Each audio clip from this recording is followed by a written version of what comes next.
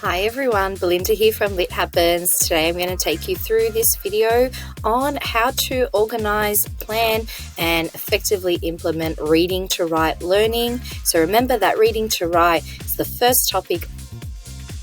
One really good strategy is to map out your learning sequence across the term. So you want to think about how many weeks are in your term, how you can break those weeks down into elements of the rubric or elements of the teaching and learning necessary for English and work that way.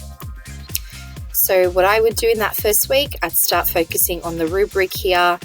breakdown of what it is, introduction of meta language, a great spot to brainstorm with your students what really reading to write means, what the relationship is, and even some opportunities for journaling.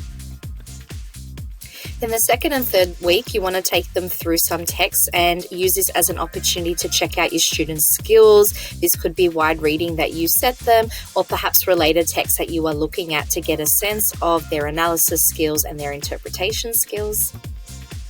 Then you want to spend the middle half of the term getting into their core text, looking at analysis of the key language, the ideas coming through, moments that resonate with your students, some key bits of evidence that they find, and then using that to springboard and start looking at some exemplars or approaches. If you're doing an analytical response, looking at perhaps a sample essay. If you're looking at doing creative response, looking at other creative texts that perhaps students may have written or ideas that you come up with your class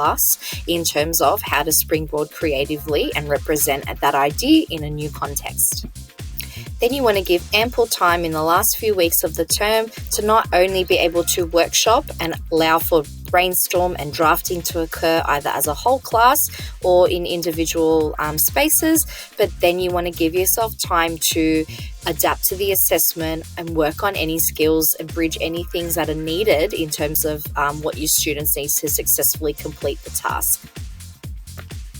And then once you get to the end of your unit, hopefully you have a little bit of time to have some post-reflection of not only the task, but also what the students have achieved, and maybe even allow for some activities where students can now adapt confidently those new skills and things they've learned.